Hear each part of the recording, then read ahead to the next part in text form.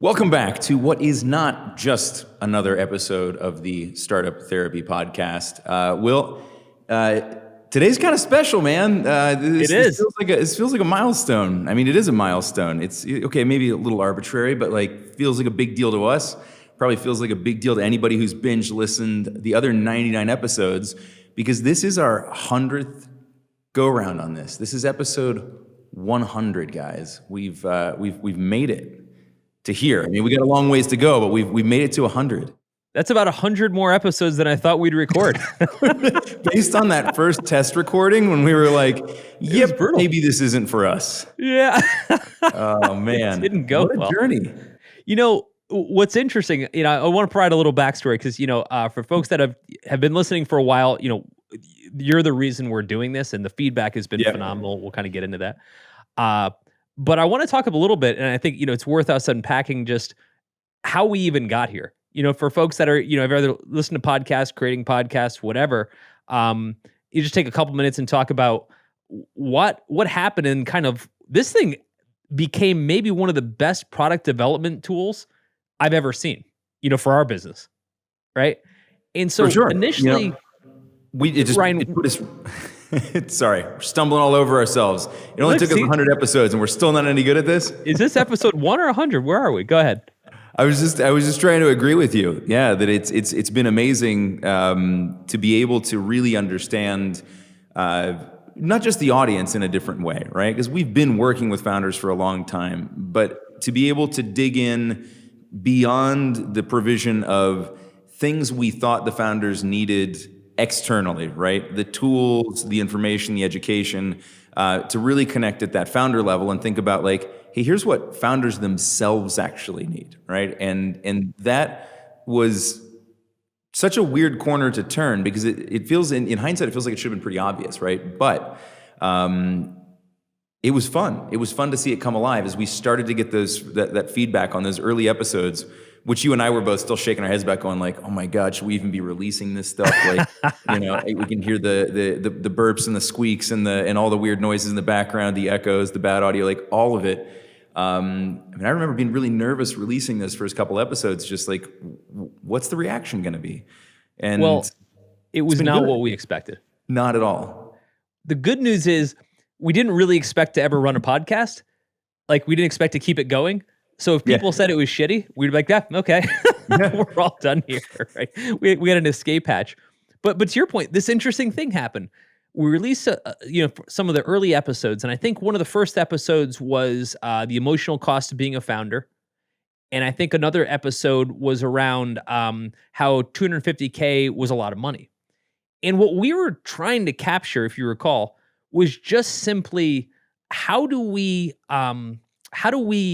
have the conversations that we're having every day with founders and just record them. Yeah. We're already talking about this stuff. We just needed to hit record, turned out. Yeah, I thought when we first did this that you and I would have to have these long scripts and everything would have to be produced, etc. And it's funny. Now people can tell because we're doing video now. It's part of kind of moving to our episode 100. And now you can tell if we have a bunch of jump cuts and it's not us. Yeah. Most of these are all recorded in one shot, mainly because we're too lazy to do another take. But anyway, the point is we just started talking. We started the same conversation, that we have all the time when you and I were talking, and it just worked. But more importantly, it was just us, which included all the profanity. It included all the inappropriate, parts of our conversation. We did get one piece of feedback about that, which we summarily fucking ignored. We're like, nope, we're going to keep up with it. We're going to keep up with the swearing. Sorry, guy, but we're going to keep doing this. Just stop. We got some reprimands early on, right? Hey, that's totally inappropriate. And it's like, it's kind of who we are. So 42 years of experience in not being appropriate. It's going to be hard to erase. Yeah, for sure. And so, so we got it going. But the point is we got a bunch of feedback from folks, and like really intense feedback, which was really cool. More so than you typically get with a product that you release. And we had a light bulb moment specifically from the feedback, specifically from this podcast, which was people were saying, look, you guys are covering topics that are about me, the founder, not really about my startup. I mean, there's a million podcasts and, the education. We have a whole site dedicated to it to talk about how to build my startup. you're talking about the messed up stuff that's going on in my head right now, and kind of what's, relevant, a path forward, or, busting some myths, whatever. And I need that. And remember, and so we kind of went to the whiteboard and we were like, maybe other founders need this. Yeah. Turns out, and that's been one of the great things about it, right? Is that everybody had this realization that, like, holy shit, I'm not alone. Yep. Everybody else goes through this. Yep. I shouldn't feel bad or weird that I'm having these issues, or that I'm feeling this way or that way, or that I'm struggling with this thing or that thing. And yeah, again, like in hindsight, it feels like completely obvious. But it took us a while to get there. Well, what was interesting, so we started to have a conversation where we started to say, well, okay, it's cool that Ryan and I are talking, but we've had these conversations a million times. How do we start to get the folks that we're talking to, the audience, into this conversation, kind of bidirectionally? And so we started to figure out different form factors for how we could engage. We thought about doing live shows. We thought about doing like a Slack channel or a combination thereof. Yeah. And that's actually what led us to the Founder Group product. Yeah. Where we said the only effective way we're going to do this is to be able to get a small group of people, so you can have honesty, in a room together talking about hard stuff, but consistently. If you talk about it one time, people aren't as honest, etc. But if you're building a relationship and rapport and you're talking about it consistently, then you can start to kind of talk about some of this stuff really honestly. And it worked. Like, who'd have guessed? Like, the whole Founder Group premise came from this. It came from our feedback. It was just an extension of these same conversations that we knew that, yes, it's great to hear it unidirectional from us.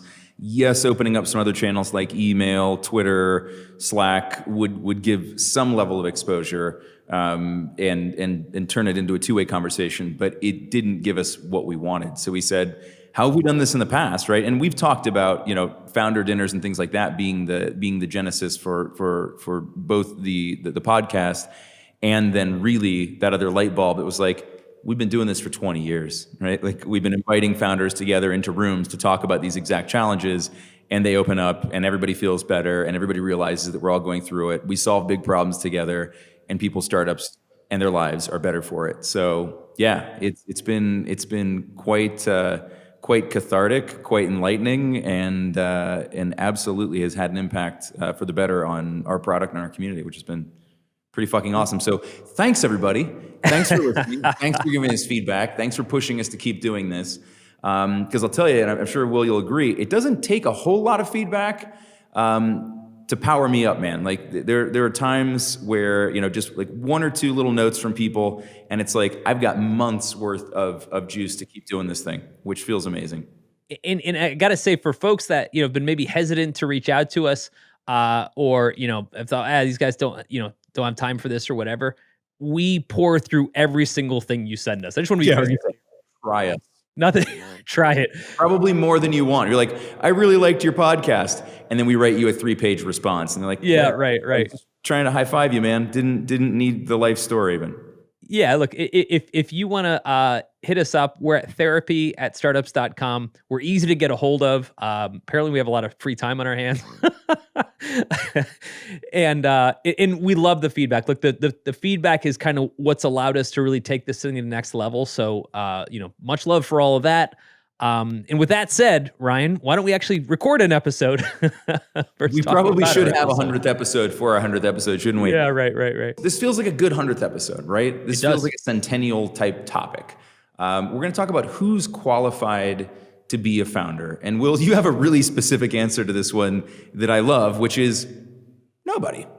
I mean, fundamentally, it's like, who's qualified to be the president? No one, right? I mean, like, discount all the candidates we've had up till this point, right? But no matter who you are, you're pretty much unqualified for the job because it's just too complicated. Yeah. And so I think at its core, where this is a problem is that potential or new founders, even, some existing founders, are all second guessing themselves. They're all like, oh, I guess those guys must have it all figured out. Right. Somebody else must have gone through this secret founder training that I didn't get. And, and they've got the answers, or they've somehow got this background. Because from where I'm sitting, this looks super complicated. And I don't understand any of it. Right. I But don't they make it understand. look so easy. Allow me to provide the counterexample. Yeah, I don't understand all this stuff. Right. So let's say we can look at a lot of different founders, and I don't want to pick on anybody in particular, but I'm going to. Um, let's look back a couple years at WeWork, right? And look at Adam Newman, and everybody's looking at the guy going, this guy's got it all figured out, man. He knows everything. He's a guru. The guy doesn't even have to touch his surfboard. He just floats above it. And it turns out he spent a lot of time doing that, apparently. Yeah. So sorry for picking on Adam, but it just goes to point out that picture that we get from the outside, right? And these snapshot moments, these Instagrammable pictures that we use to form our opinions about what another founder is capable of or isn't capable of, and then we start to measure ourselves against that.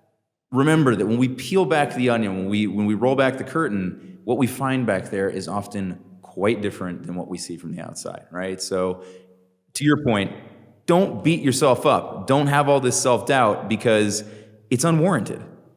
You know, when I go into the classroom to teach, I teach at elementary school level, a high school level, and I teach kids basically how entrepreneurship works. And I always have a simple opening speech, which I love giving. And I say, right now, every single one of you is qualified to do my job, right? And they think that I'm going to have like a punchline to it, and I just stop. Right. Yeah. I'm just like, no, you guys think that I've got like some mystical entrepreneurial thing that I do. But the truth is, yes, over time you'll learn a few more skills. But my 9-year-old daughter last year started a company in 60 minutes. It takes exactly that long to incorporate, register a domain name, and you are now a founder. Yep. Like it Congratulations. is simultaneously the easiest job in the world to get and the most impossible job to master, right? So what I try to take off the table, this is at, the elementary school level or the high school level, is this isn't about being a master and then starting the job. This is about becoming a master by starting the job. It's about being willing to put in the time and effort it takes to develop mastery, right? It's that simple. I had a similar experience 2 years ago now, I guess. I keep dropping 2020 out of the mix, but it was when I realized I was in front of actual humans, so it means that it was was in the before times, Timestamp. and it was a group of mostly college students, but some recent graduates, and one of them asked, like, how do I become a founder? And I said, it's actually just a couple steps to becoming a founder. It's like, do you have your laptops open? Okay, go to LinkedIn. Edit your current job title and write in founder, right? and they all laughed, and I was like, but literally that's all it takes to become a founder, right? Like to grow a big business, to grow a healthy business, to become a successful founder, a lot of other steps involved. But like to your point, they're already qualified. But the one qualification you have to have is the willingness, the perseverance to actually push through and stick with it long enough, right? To learn to ignore your own feedback that says stop. To be stubborn enough not even to listen to yourself. I think at its core, what we'll talk about today and I believe will prove without a shadow of a doubt is that no matter what, no matter who you are, what you've been through, you actually can't be qualified for this job. And I think we should talk about exactly why. So when people start to say, oh, bullshit, I got my MBA, and so that qualifies, and like, doesn't really work that way.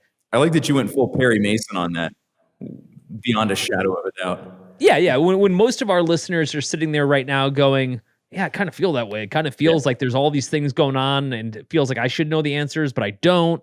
And I should be more qualified to have this. I should have had this experience, and I don't. We're going to make you feel real good right now. Yes. Because we're going to lay out every single thing you probably think you're not qualified for, and we're going to explain that there's kind of no way around it. So let's start here.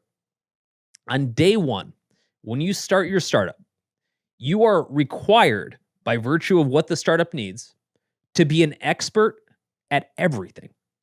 But here's the worst part, all at the same time. And it's all life or death. So you need to know about finance. You need to know about technology, product development, customer acquisition, you name it. And you have to be a guru at all of those in order to be able to do any of them. Because by the way, you're the only person doing them. Right? You don't have a staff of people yet. It's just you. And so everyone is in the same boat. They're kind of like, well, okay, like, I went to school for marketing, let's say, but I don't understand design. I don't understand how code gets written. I don't understand how I should set up our books. I don't I understand don't even really fundraising. understand marketing because I went to school for it, right? Like, Yeah, understand marketing. I went to school for that. But the point is, you can't, right? Fundamentally, there is nobody that's this jack of all trades. I'll in Ryan. I'll just one last thing before I shut up for a second. Um, there's this interesting thing where like I'm actually not an expert, but I'm now conversant in almost every aspect of a startup, right? I work on our design, our product development. I work on our finances. I'm our CFO as well. On business development, all this stuff, right? Work on a ton of stuff, and I love it. When I worked at an agency, we did technology, marketing, and design, and I wanted to be a guru on all of those. I failed on all of them, but that's a different point. Um, but even here, almost 30 years later, I've had all this experience on the job doing it. But the truth is, every one of those disciplines has so much depth to it that at best, you can be conversant in all of them, but not really a master in any of them. You know what I mean? that's correct. That's correct. Yeah, you have to kind of pick and choose where your superpowers are going to exist, and eventually fill in for the rest. Right in the beginning, like you said, you're the only one doing it, so you're going to have to do a passable job of it. But I think the fallacy here is that I have to be an expert from day one. Right, that all of these things are required of me, and this business will absolutely fail if I am not a perfect marketer, a perfect financier, a perfect designer, a perfect product guy right from day one, right? And that's just not the truth, right? We don't have to do that from the very beginning. Now, as you said, over time, we can become conversant in things. Right?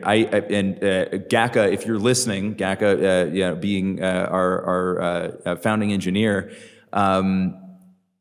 if he's listening, he'll laugh about this. I used to be very conversant in technology. I used to code websites. Oh, Right? there was a Gaka day. is literally either spitting coffee or just like swearing at something right now that I would even say that I had those qualifications. But I did at one point in my life. I could code front to back, and actually knew a couple of the back end technologies at the time that were pretty fancy, and quickly realized that if I wanted to grow the business, I couldn't keep up with that piece of it. Technology was changing too fast that there was no way that I could stay. Even just to be conversant was hard, because this was at a time where like everything was changing fast, right? Like Java happened, Cold Fusion, like all these different technologies were just like flying at us at warp speed. And I realized that if I wanted the business to grow, I was going to have to let go of the desire to be the one doing that piece of it and trust somebody else. Right. Be conversant enough to know if they were the person for the job, and then move on, right? And you just have to at some point. There's no way to be all things to your startup and have a startup that goes anywhere. Well, and let me add to that. Folks are going to say, well, okay, look, I don't really understand finance. Like, that doesn't make a lot of sense to me. I don't understand this whole like Facebook customer acquisition thing. It doesn't make a lot of sense to me. I understand my product, but like all this other stuff seems super foreign to me. That's because it is. Like, it's always going to be super foreign. To your point, Ryan, you need to know enough, and you need to get schooled enough. You need to pick it up. You need to get online and start reading about it. We have a ton of courses on startups.com, but there's a ton of courses elsewhere too. We don't have a monopoly on that. But you just need to understand that this stuff exists. You also need to be smart enough to find the resources to help solve some of those problems. But there's no possible way you are going to become a finance guru, a Facebook acquisition guru, a dev guru. Like, just forget about that. There's Yeah. no way you'll be qualified for all those things. No There's one also an is. order of an events in which these things become important. The one I always love when people are like, I really just don't understand accounting or finance. Like, are you making any money yet? No. Doesn't fucking matter, right? Yeah, pretty easy. You don't have anything to Easiest account for. spreadsheet ever. There is no finance. Like, Yeah, you're yeah. okay, right? Go figure out the sales and marketing part of it, and then call us back, right? Right. So let's just kind of round that out. Going into it, I think this is one of the first places where people get super overwhelmed, and it makes them feel like either I don't want to get started because I don't know all those things, 'cause I assume everybody else must, and I just somehow don't. No one does. Like, you actually can't. Doesn't matter how much education you've had, you actually can't know all of those things, not to the degree that you're going to be required to know them. And if you're feeling super overwhelmed, you're getting into all this for the first time, and you're like, oh shit, like this stuff's becoming a huge problem for me. You're exactly where you're supposed to be, right? Uh, there's no other version of this, right? So it doesn't make it better, but just understand you're okay. Yeah. Unless you're building Moogle and you're an ex-Google employee and it happens to be a search engine that wants to monetize through paid search, right? Like, unless you're building something that's already existed where there's like a set playbook and you've been in that industry, 95% of this is guesswork, maybe more. Let's talk about that though. I think that's a good point. On the other hand, like this is the next part. Like first of all, we're super overwhelmed that I'm not an expert in all these things. And it doesn't occur to us that actually no one is. And then we're saying like, okay, but I have to make definitive choices around things that how would I possibly know the answer to? Like people are asking me what my lifetime value of a customer is going to be, but I've actually never like had a customer yet, right? Or they're saying, is this what I want my pitch deck to look like? Like maybe I don't know, right?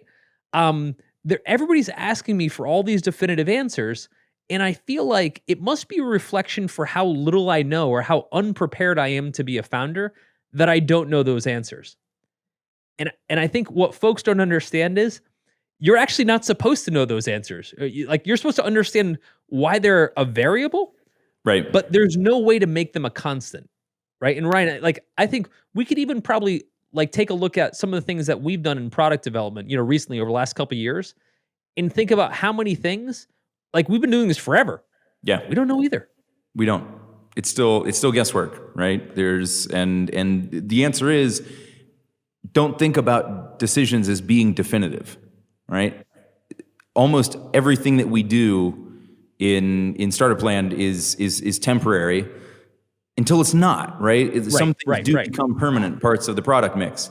But for as many things as you can see on the site now, there are at least 2x that in a graveyard somewhere. Some never made it past paper stage. Some never made it past the MVP. Some never made it past beta, right? But what you see is a reflection of 10 times as many decisions that were made and then remade and then remade. I mean, like we can call it pivoting, we can call it whatever you want. The reality is it's actually just called being at least partially wrong and then correcting it.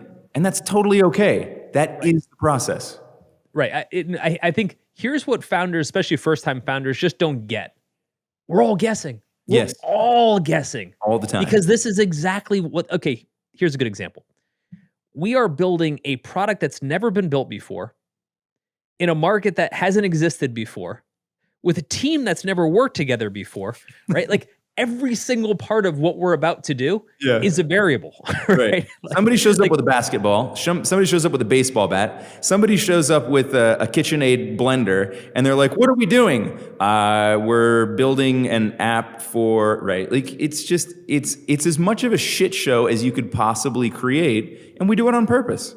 Right. And so the problem with the founders, especially the folks that haven't done it before, once again, they're like, "Oh, well, how much are we supposed to spend on dev, and when are we supposed to ship, and what market should we go after exactly, and all these things," right? And they're totally wound up about not having the answers. You can't have the answers to things that aren't known yet. Yep. Right? You can't know where you're supposed to be putting your money until you put it somewhere and it doesn't work, and you're like, "Oh shit, okay, that didn't work. Let's move on to the next thing." I want to stick on that for a second, Will. So there's something that happens, and I think that founders treat this like a test, as if there's a right or a wrong answer, and that getting it right or wrong has this huge impact on their business. And the reality is there are situations like that. But I think the way we should look at this instead is we're defining the answers to the test, right? Like it's a test development process. That's what this is. We're going through and figuring out, here's the question, here are the potential answers. We're going to pick one of them. We're going to try it. If that works, then yes, we got the right answer. If it doesn't, then we develop answer B and C and D until we get there. It's an iterative process, and we have to treat that as the expectation, right? Also, worth noting, be prepared to be wrong, at least partially wrong, more than you're right. And we talked about this in episode around failure, right? Which is that most failure isn't absolute and abject failure. It's some partial failure, right? It's very few things go like all the way to zero. And I think that's important to note here too. That's like these decisions aren't going to take you completely off the rails, right? They may destabilize things. It may slow you down. That's okay. Nobody's timing you. Also, nobody other than you is keeping score on this test. So it's okay. Relax a little bit. Right. Well, bear in mind, this is a test where it's all variables that no one actually knows what the answers That's are. it. You're defining it. Right. Here's where I think people get a little thrown on this one. They're like, well, there's an answer for LTV, or there's an answer for how much product we should develop, how much time we should spend on it, or what features we should launch. I just don't know it, right? Yes. Because I don't know all these things. You and everybody else who hasn't defined it yet, same boat. Right. There's a little bit of truth to that. If I work with a founder or you work with a founder and they're trying to, come up with some of these answers, we can maybe shape it a bit. Yeah. But look, until you sell to an actual customer and their subscription recurs 14 times, how the hell would I know that? Right? All I can tell you is what the variables are. There's a variable called churn, which tells us how often they're going to stop paying us. There's a variable called LTV, lifetime value, which is going to tell us how long they'll keep paying us for. And then there's a variable called price, which tells us how much they're going to pay, and all these other variables. But I can't tell you what the value for those variables are. This is where startups start to get messed up, or founders do. They start to say, well, I need to know that number because I need to know how much advertising I should, budget, or I need to know how much money I should raise, or I need to how could you not know all these things? And the truth is, we just don't. You don't. You're multiplying a guess by a guess by a guess by a guess. And I think I've already made this joke, but if you've ever seen the movie Multiplicity, when you start to do that, right, your guess gets worse and worse looking, right? Like it just ends up being further and further and further from the reality, in all likelihood, right? And you have to be willing to continuously revisit those numbers. I mean, well, how often do we look at LTV? How often do we look at pricing? How often? Constantly? And look, here's the thing. We do this for a living. So we not only have the benefit of all the businesses that we've started, we have the benefit of seeing all the businesses everyone else started, right? So we have the biggest, broadest purview you could possibly have of how all of these businesses work. So if there were a different answer here, we were to say, actually, there is a way to be qualified. Do X, Y, and Z, and you'll be qualified. We'd be teaching that. We would be pointing to that answer. We've been doing this as long as we're going to reveal that in episode 200. It's a $20,000 product that it's a mastermind you can join, and then we'll tell you the secrets. Yeah, cliffhanger. But look, every bit of this, and we didn't even get too much into team. We're recruiting all of these people that we think might be the right people, but we don't actually know. By the way, no one actually knows. You can say, well, if I had more money, I could hire people with better credentials. True. Still don't know. Right? I mean, the problems exist at every level. And the reality is you're going to make your best guesses at who you should hire, how they might work together, what their career paths are, how you should position them, all this stuff. And to Ryan's point, you're going to be mostly wrong. And you're going to have to just work through it, fight through it as it happens until you eventually get it a little less wrong. I don't even want to say right, a little less wrong. Yep. Yeah. And look, this goes back to a simple principle, and I think this is kind of the third cornerstone of this episode, which is that there's just so much we haven't seen, right? Yeah. And there's no way to have seen it, right? Yeah. If you're flipping burgers at McDonald's, by the time you flipped 300 of them, they should start coming out pretty much the same because you're doing the same thing over and over and over again, right? We're not doing that. We're constantly creating something new. Even once we've built the startup, right? It continues to change. It continues to evolve. It continues to grow. It adds product. It adds people. It adds customers. It adds markets. All of this stuff changes, and we've never seen any of it before, which means, again, there's no possible way for us to have answers for this stuff. And well, there's also no way to have exposure, right? That's it. And I think that if we break knowledge, skills, capabilities into two buckets, there's sort of the things one can learn by course of a normal career, right? Or schooling. You're going to learn certain mathematics. You're going to learn, maybe data modeling. You're going to learn how to use a spreadsheet. You're going to learn coding. You're going to learn all these different things, right? And then there are some things that are very, very founder specific.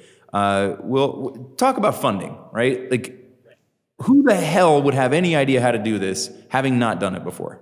If you're one of the 0.00001% of people, and I'm probably not adding enough O's, Yeah, right. who actually came from a venture firm, right, and is now spitting out to start your own venture, then yes, you understand fundraising. You're you are one of the few people that gets it, and I know a few of those people, so I it's funny. I actually know how they get it.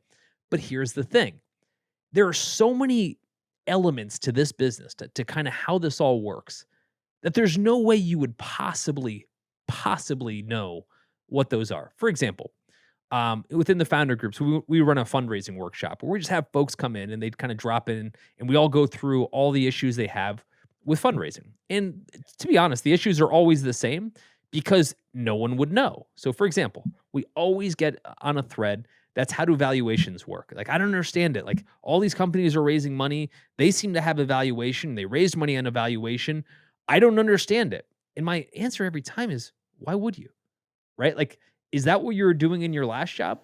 And chances are, there, even if you worked at a funded startup, you probably still don't understand it because unless you were the 2 or 3 people that happen to be from your side in the room pitching and then going through the entire fundraising process, you wouldn't know it. Just being in a funded startup doesn't tell you anything. Doesn't, because you wouldn't have seen that. Luckily for me, Mrs. McCorkle taught us valuations in 8th grade algebra. Ah, right. Yeah, yeah. So you guys nailed it. You know exactly the fundraising cycle. For everybody that went through that, you're set. Right. But this is like there's a whole bunch of stuff that you can't possibly understand until you've done it. Nobody learned to swim by reading about it, right? You just have to actually do it. Now you can get smarter about it, right? You can do some of your diligence, you can talk to other founders, you can get more data about it, but the people who get through it have to do it, right? They have to be present and go through that. And that actually applies to every single part of the startup process. You can hear about it, be exposed to it, etc. But until you're at the center of it and all eyes are on you, Tupac style, there's no way you'll truly understand or appreciate exactly what this whole thing takes. You know what I mean? Yeah. Yeah, no, it's absolutely true. And again, like some of these things are so startup and founder specific that you just got to temper those expectations that you're going to have the answers to those things. Now, that said, getting third-party perspective, always valuable, right? Like we can't hand you the answers to your test because these tests are infinitely variable, right? What took for us to build startups.com is not the same thing it's going to take for you to build your business. That said, there are a number of places where we know when to jump and when to duck because we've fallen in the holes, we've hit our heads on things. We do have knowledge. Other people around you have knowledge and perspective, or they can tell you like, yeah, this next part, it's just going to be super fucking hard. And there isn't really a way to figure out other than just getting in there and doing it. That's also good to know, right? There are certain things that are do not do's, right? And there are some things that are absolutely do's. Good to know those, right? And that's what the community's for. And like this is the kind of stuff that we kick around in Founders Group all the time. It's like, well, actually, there is a pretty solid framework for what you're about to go through. You're going to have to modify it and you're going to have to bend it and make it fit your needs. But there is a model here. In other cases, it's like, no, there just isn't. And good luck. And we're here to support you. But like, that's as far as we can take it. Well, think about this. There's also a lot of things that you may have gotten experience with at your previous companies or in your career, but not as a founder. That's For it. example, you may have had a 20-person team that you manage. So you're like, oh, I've managed 20-person teams. My startup has 20 people. It's 1 for 1. No, it's not. In that 20-person team you managed for a Fortune 500, if you fucked it all up, did the whole company go out of business? Right? Like, or do you go out of business? Right? So if you screwed up an HR decision that you made and hired the wrong person, or heaven forbid got sued in a class action, do you stop paying your mortgage? Yeah. Right? Are you personally bankrupted by that? Nope. No, that's So not. in most of those That is cases, not a you one had for one. somebody else uphill to turn to and go, what do I do? Right? You had someone else who could pass down information, give you support. As a founder, when we look up, we see blue sky, and that's it. And that's on a good day. Right? So it's not the same thing. I had a conversation like this. It's been a couple months ago now.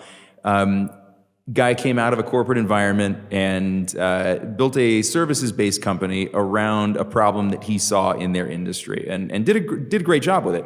But he was like, "Man, I came from managing 200 people. I've got a team of 15 now." And he's like, "200 was a lot, right? And it felt significant, right? And it felt like a lot of work." He's like, "But 15 in the context of a startup is like trying to herd burning cats into a hot tub." And like, yep, I love pretty that. accurate. Yeah. That's what it feels like, right? So it's not the same thing. It's not about the quantity, and it's not about having done it before. It's about the complexity, the infinite variability, the unknowns. That means you just don't know what you don't know or how to address that.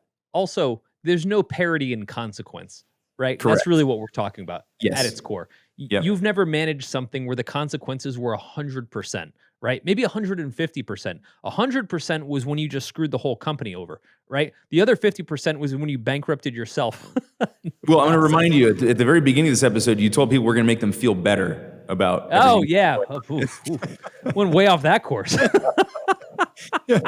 Your next decision could end it all. Yeah, wow. Wow. I guess that went dark fast. Didn't see that coming. But look, but but it still proves the point. Still proves the point that at its core, there's no possible way that you could be prepared, that you could be educated, skilled up, call it what you want, to be qualified for this job. So if if what you're feeling right now is I'm overwhelmed. I there has to be a different parallel universe version of me that has all these answers, or there's this Yoda-like person that could come in and give me all these answers. Look, you can get a few answers, but the reality is you just have to motor through this in the same way that all the rest of us do. Yeah. You said it. You said it beautifully once. There are no qualifications. There are only capabilities. Right. And to me, that's the core of it. Right. You will not be qualified. You can't be qualified, right? You can practice all you want. You can read every boxing book there ever was. You can practice and practice and practice and practice and practice. If you've never been in a fight and you're aiming to go take on Mike Tyson, I can tell you how it ends, right? It's Yeah. not pretty. Yeah, it doesn't work. Um, and so Ryan, let's end it there. Let's end our 100th episode. What do you think?